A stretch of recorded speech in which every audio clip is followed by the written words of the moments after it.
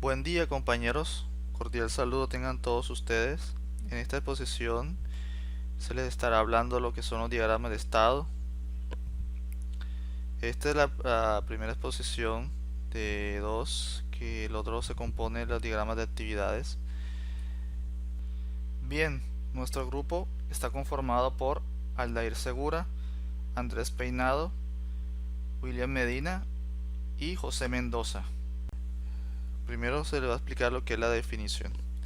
Como preámbulo a esta definición, tenemos que los diagramas de estado pertenecen a una categoría dentro de los diagramas UML que se encargan de modelar el comportamiento de los elementos del modelo, es decir, muestra la forma en la que las partes de dicho modelo cambian con el tiempo dentro de un sistema al interactuar este con los usuarios o con otros sistemas. Los objetos que conforman este sistema por lo general siempre pasan por una serie de cambios que son necesarios para ajustar las interacciones.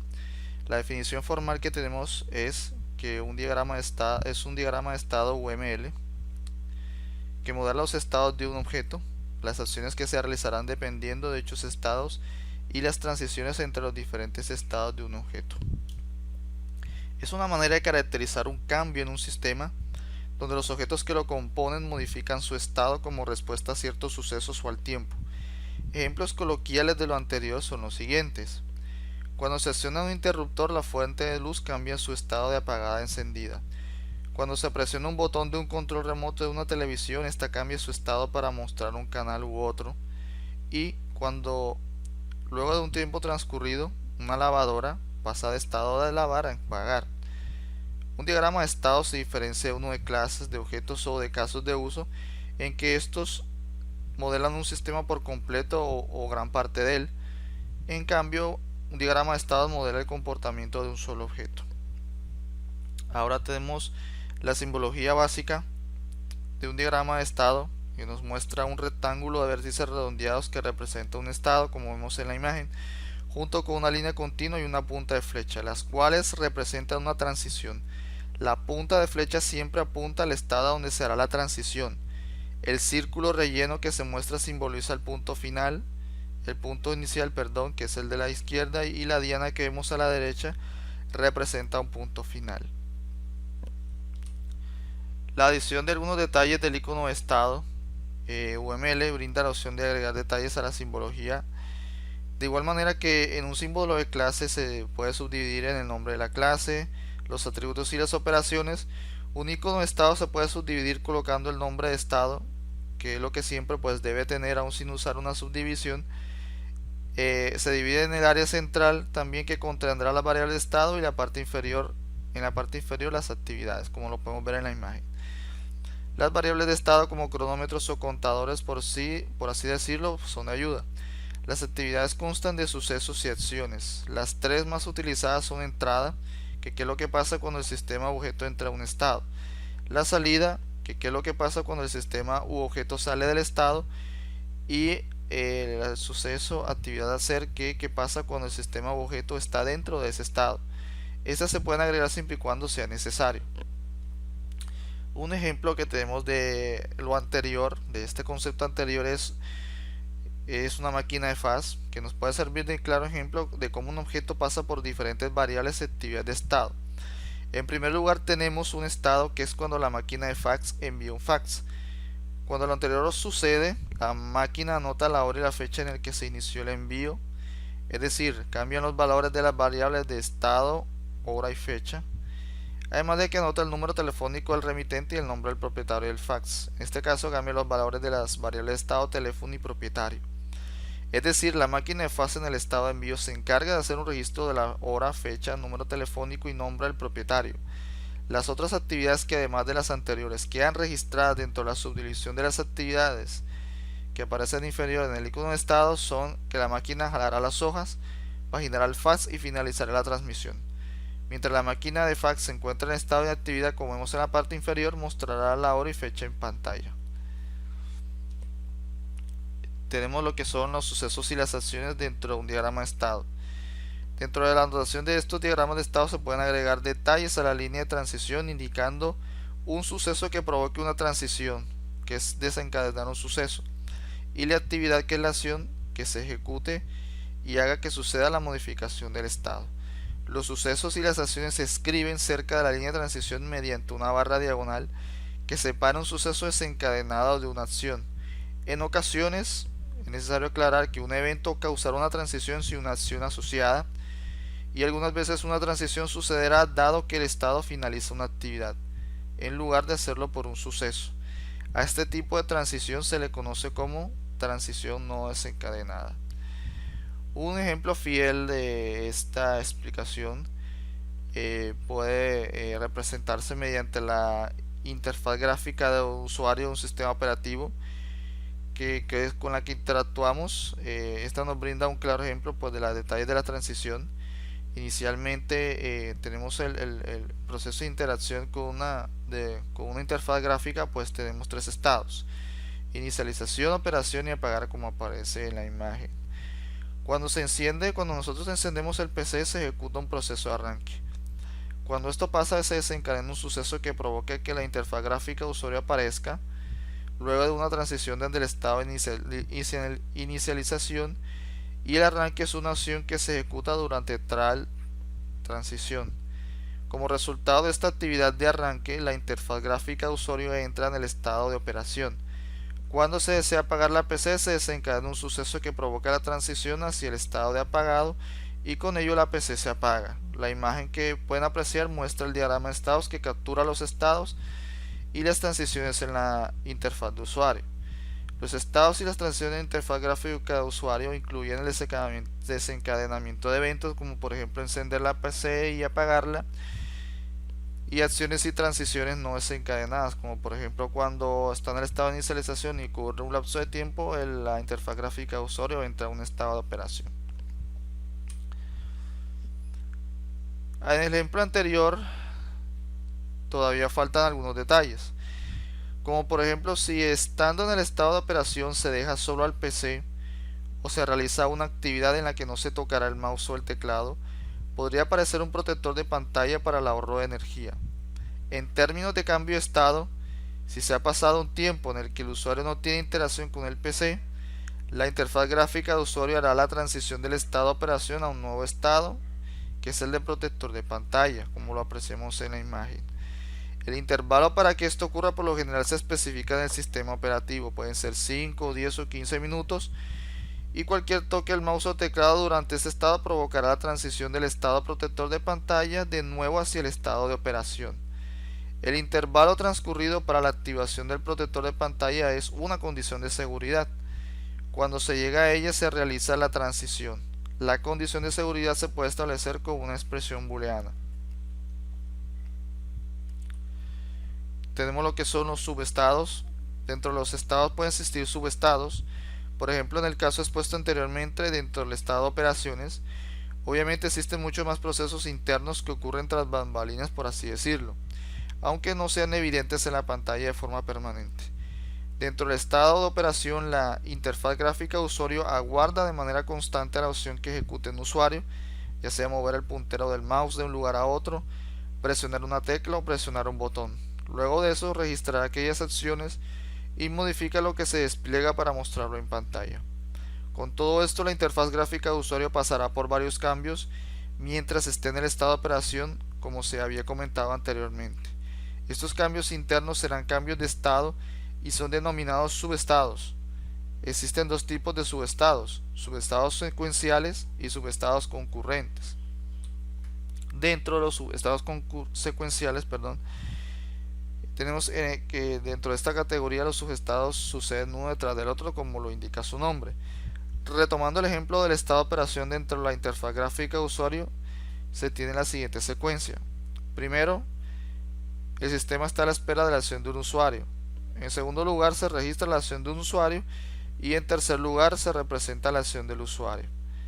Una acción que ejecuta un usuario provocará la transición hacia el estado de registro de una acción del usuario, cuyas actividades interiores trascienden de la interfaz gráfica de usuario hacia la representación de la acción del usuario.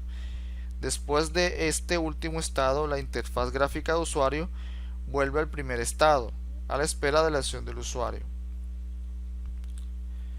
Y tenemos los subestados concurrentes. Dentro del estado de operación, La interfaz gráfica de usuario no solo aguarda que el usuario haga algo, también puede verificar el cronómetro del sistema y probablemente actualiza el despliegue de una aplicación luego de un intervalo. Por ejemplo, una aplicación podría incluir un reloj en pantalla que tuviera que actualizar la interfaz gráfica de usuario. Todo lo anterior puede suceder al mismo tiempo que la secuencia indicada en los subestados secuenciales. Aunque cada secuencia dentro de esta es un conjunto de estados secuenciales, estas dos secuencias son concurrentes entre sí. En el diagrama que vemos en la imagen, la concurrencia se representa con una línea discontinua entre los estados concurrentes. Estado histórico. Un estado compuesto recuerda su estado activo cuando el objeto trasciende fuera de tal estado compuesto. Se simboliza con una H y si este estado es profundo se le añade un asterisco después de la H de tal forma como se muestra acá en la imagen. Para esto podemos dar el ejemplo de nuestro PC, nuestro computador. En su sistema operativo, él siempre tiende a que cuando dejemos de utilizar este equipo, se active un protector de pantalla, que esto viene en un momento, viene siendo lo que es una transición a lo que es la seguridad del computador, del sistema. Entonces, de igual manera, ¿qué pasaría si por lo menos nosotros en nuestro PC él vuelve a su estado normal, que cuando se inicia no hacemos nada porque ya de igual manera perdemos nuestro trabajo que habíamos dejado ahí congelado? Entonces, en UML se capta todo lo que viene siendo esta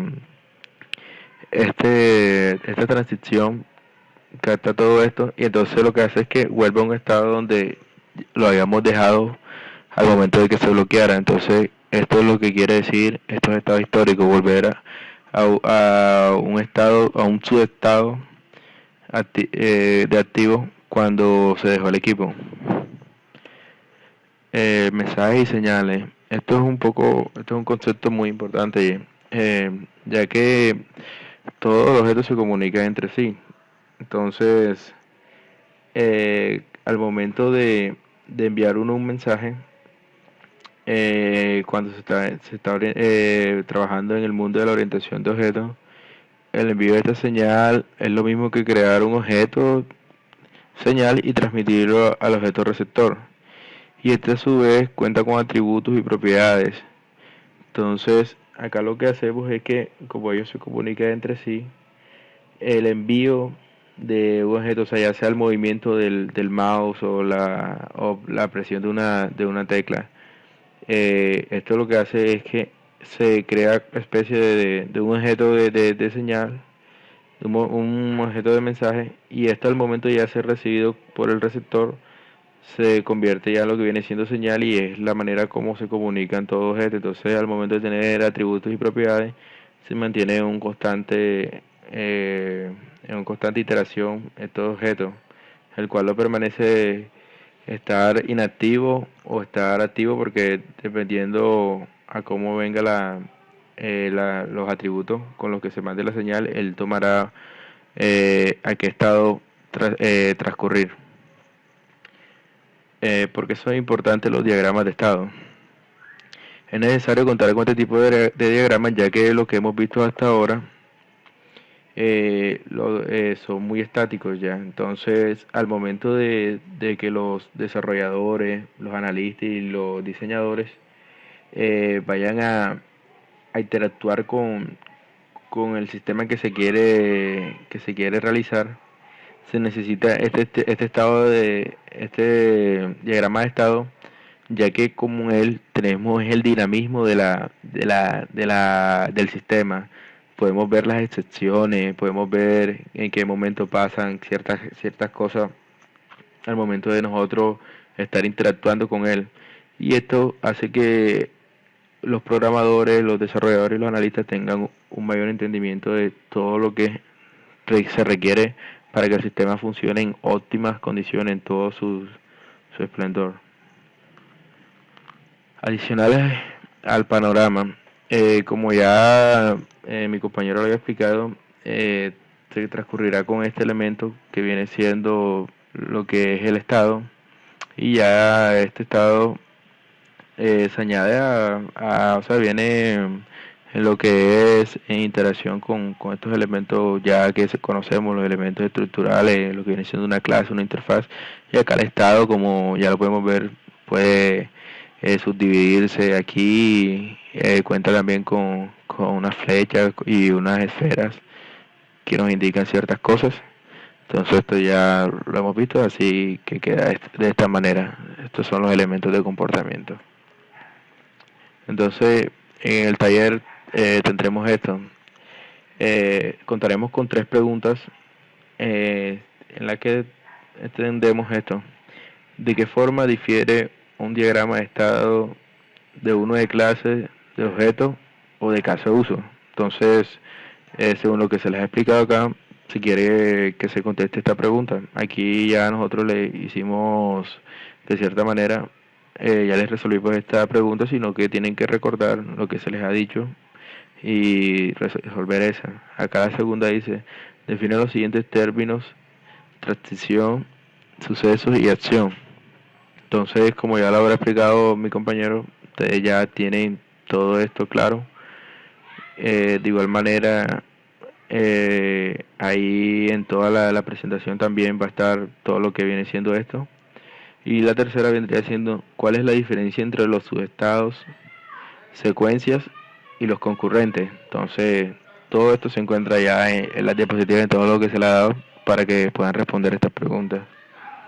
Y también te contamos con un ejercicio para que pongamos en práctica todo lo que hemos dado. Entonces, aquí se dice, suponga que se diseñará un tostador. Cree el diagrama de estado que controle los estados del pan en el tostador, incluya los sucesos desencadenados, acciones y condiciones de seguridad necesarios. Entonces, como aquí prácticamente trabajamos todo, los ejemplos, lo que viene siendo lo de un sistema de Windows, más o menos, eso fue lo que se trabajó como ejemplo en toda la presentación. Entonces pueden tomar en base a eso y pueden resolverlo con ayuda a lo que se les había mostrado. Bueno, espero que tengan mucho éxito al momento de resolver este taller.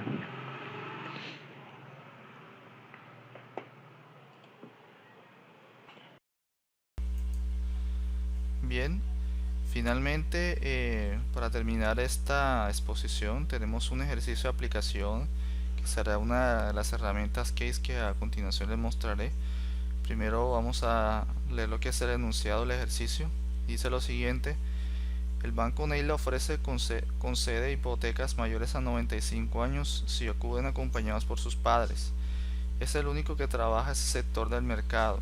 Una hipoteca puede estar en las siguientes situaciones: iniciada si ha recibido los datos del solicitante, los datos económicos del mismo y el precio del bien que quiere adquirir.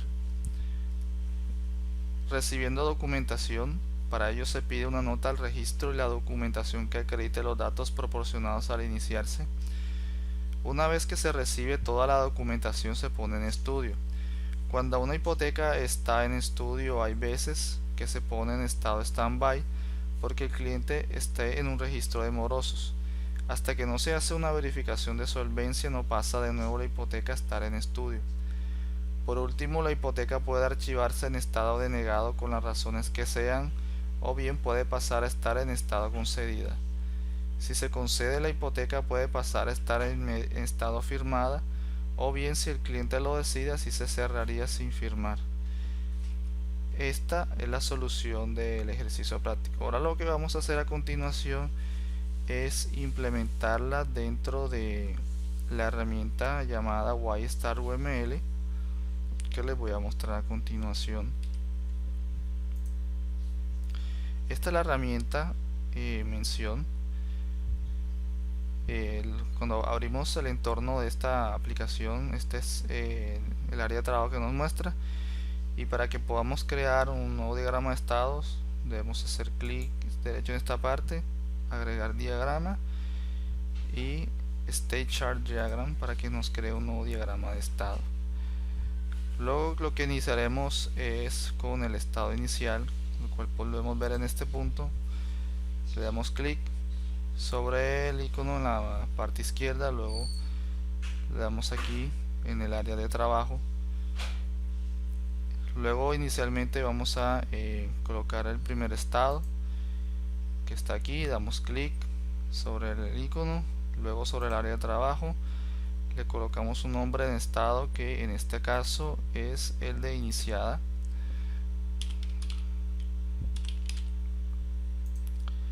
Luego en segundo lugar tenemos otro estado que se llama recibiendo documentación. Le colocaremos el nombre.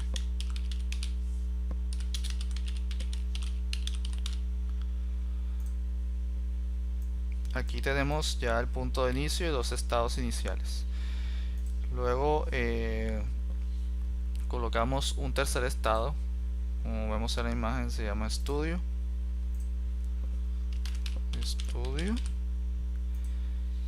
Y el caso en el que podemos entrar, otro caso es el standby, en el que la hipoteca pues que es standby, por lo que habíamos descrito anteriormente en el enunciado. Luego tenemos un estado llamado denegado.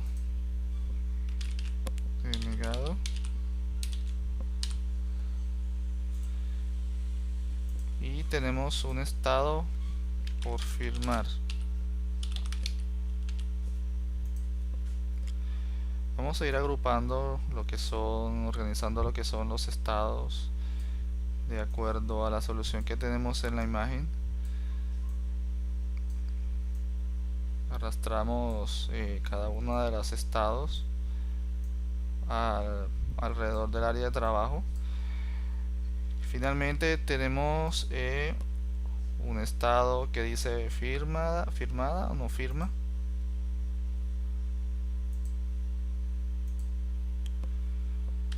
Firmada, no firmada.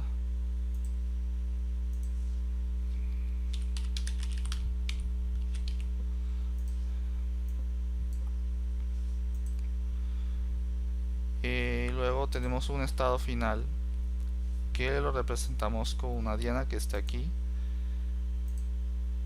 Hacemos clic, damos clic en el área de trabajo y luego pues se coloca en el área de trabajo. Luego vamos a ir uniendo los diferentes estados por medio de transiciones, por medio de las líneas que habíamos explicado durante el estudio de esta exposición. Entonces inicialmente lo que vamos a hacer es unir el estado inicial con el estado de iniciada. Damos aquí clic en transición, damos clic acá y damos clic acá y arrastramos un punto de la transición hacia el estado inicial y estado iniciada, como se puede apreciar acá en la imagen. De un estado iniciada podemos llegar a un estado de recibiendo documentación. Este diagrama está muy sencillo, no vamos a explicar en detalle lo que son las actividades que se generan internamente y qué son lo que ocurre en las transiciones, ya que pues en el enunciado se explicó pues básicamente el procedimiento que lleva una hipoteca de este tipo. Entonces pues sabemos que primero va en estado iniciada y luego pues de acuerdo a la documentación se pide una nota de registro, entonces se entra en estado de recibiendo documentación, y así con los sucesivos estados. Una vez que se recibe la documentación se pone en estudio, y hay veces que se pone en estado standby porque el cliente esté en un registro de morosos. Entonces porque el cliente esté en un registro de morosos puede ser una de las actividades o una transición que pueda hacer que el estudio se ponga en standby y también que regrese de otra vez al estudio. Entonces continuamos con el desarrollo del ejercicio. Luego tenemos una transición que va hacia el estudio. Luego tenemos una transición recíproca aquí hacia de estudio es standby y de standby es estudio. Igual lo podemos hacer así, significa que es una transición bidireccional. Luego tenemos que luego en estudio puede pasar de estado negado o de estado afirmado. Estos estados son mutuamente excluyentes, así que pues no se representan con estados concurrentes ni nada por el estilo. Son mutuamente excluyentes y puede ocurrir que sea denegado la hipoteca o que llegue a un estado por firmar.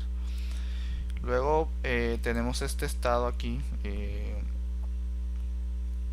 donde podemos colocar las transiciones finales, donde tenemos que por firmar pues sale una transición hacia firmada o sale una transición hacia no firmada.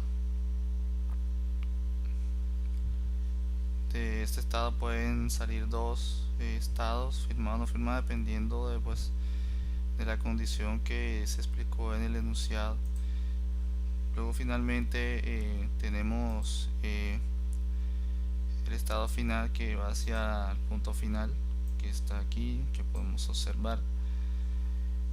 Igualmente podemos colocar una transición hacia acá que apunte hacia el mismo objetivo.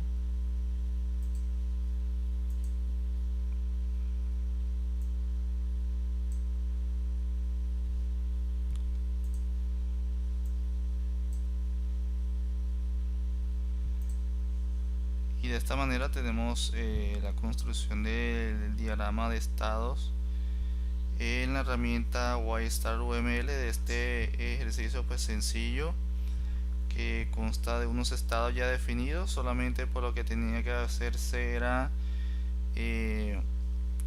unir o hacerlo en la herramienta Case.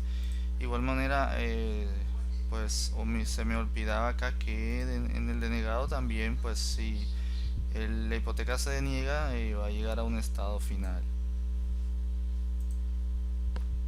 Entonces tomamos una línea de transición, la conectamos hacia el final y tenemos que también el estado pues nos puede redirigir hacia un estado final en caso de que se deniegue la hipoteca. Entonces este es todo el ejercicio que quería explicarles. Muchas gracias.